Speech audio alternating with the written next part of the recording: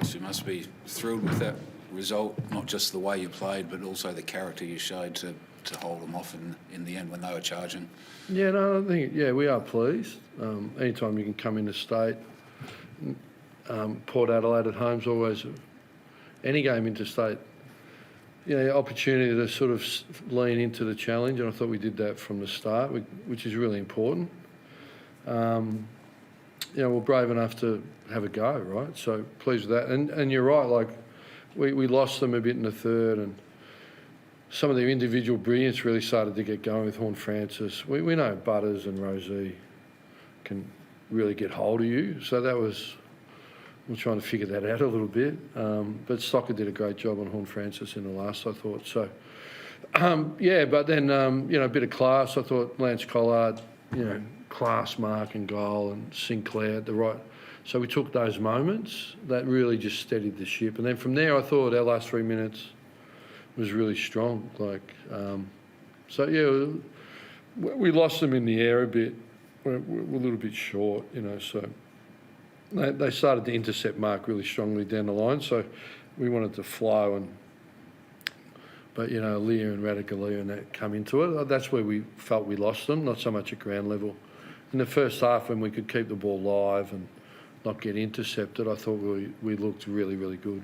It's a sign of maturity too. You mentioned the last 5 minutes. Like you did a lot of things right in that time. Is it? Yeah, that's an interesting. Look,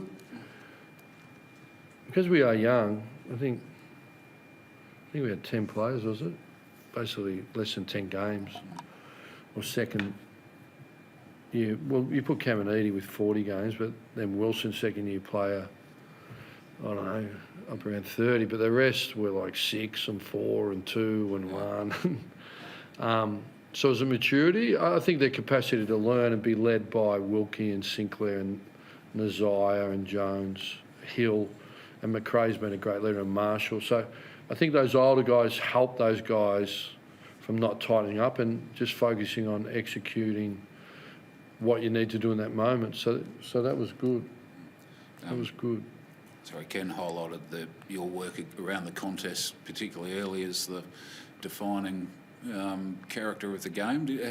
What caused that on-ball dominance, I guess, particularly in the first quarter, which led to the scoring? Yeah, I don't know if it was dominance. I know we just competed. It's a competition sport, isn't it? So, look, we know that if you're not competing in there, you're going to be in trouble, right? So I think Collingwood competed really well in there against Port Adelaide, and we had a look at Essendon and they competed really well in there, and we thought, well, we better compete. It's not rocket science. We better compete really well in there. But it's one thing to talk about it. There's another thing to do it and do it for 2 hours. So I think that's where it's pleasing. Have you noticed, Ross, the belief building in the group after that first loss against the Crows and how quickly it sort of turned around for you? Yeah, no, I don't get caught up in it too much. They're a pretty good team, them in the Crows, aren't they? Really enjoyed that game yesterday. That's as good as a game as I've seen in a while. It's like, wow. Interesting ending. But I think we worked hard to get more clarity on what we value, and we're seeing that with contest and our pressure. So it's not a bad foundation for AFL footy. The scoring ability too. I mean, I think you had 15 scoring shots from first 24, 25 entries. Yeah. Is that a product of upfield or the way the forward line functioned, or how do you? Yeah, I'm not sure what the magic spice is. We worked hard on it though. Yeah. I don't know. Sometimes it's individual brilliance like the Collard mark. Mostly it's system and moving the ball well and being predictable too. We want to be a complementary team. Everyone bring their strength and minimise other people's weaknesses. We've got a lot of work to do here. But we're excited about doing the work and coming together. And we spoke about when you come into state, opportunity to respond to a challenge, and we felt we did that. But we'll breathe out tonight. I'll spend time. We're here for the week. We won't breathe out too much. And then we've got a great team coming at us in GWS at Norwood Oval, which presents its own challenge. So, look, we're just trying to grow. We've had 21 list changes in the first 2 years. I think we're the third youngest, you know, but that's no excuse because we're competing, right? But we think last year we didn't make the finals, but we went forward. So, you know, it's where those 10 players going to be in 30 games. Well, that's probably the exciting bit. Just on that age profile too, I mean, spending the week together and as a club, I know you probably haven't got much choice given the way that... No, we had a choice. We could have flown home. Yeah. There's a handful with, you know, Bradley Hill and Jonesy going home to see their wife and kids, and, you know, there's a handful of our staff. So they've got a choice, but the majority chose, no, we'll stay and spend time.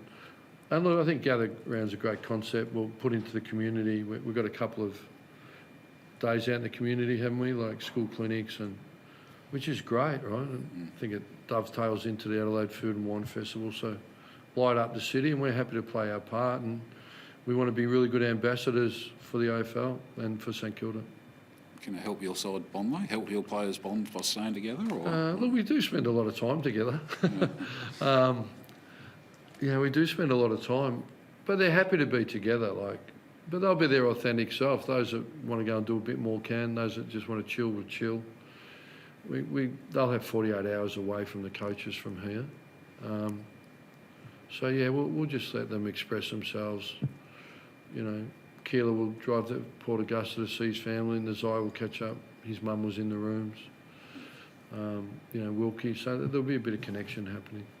One on that Foxy little ground, that little ground at Norwood. Sorry, that. What you call it? I always Popsy? say that about Norwood, but anyway, that little I think ground. you did. I think I did. Yeah. Yeah. Did you draw on that? I think you're right. Yeah. Why don't we play Glenelg? It is a Glenelg. That's a pretty good sized ground, isn't it? Steeped in history.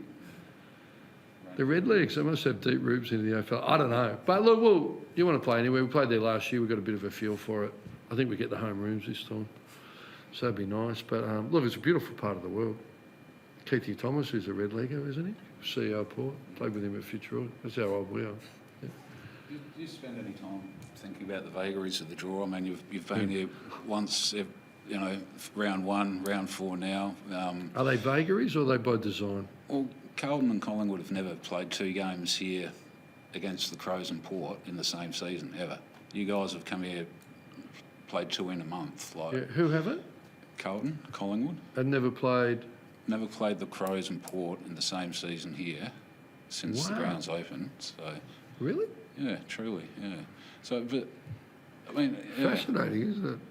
Is that just trivia? I don't know, maybe they go to Perth twice. I don't know. Do they? Yeah. I don't know. Outside of gathering. To be honest, I don't know. Yeah. Look, I think hopefully over a 4-year cycle it evens out. Fingers crossed. Thank you. Thanks.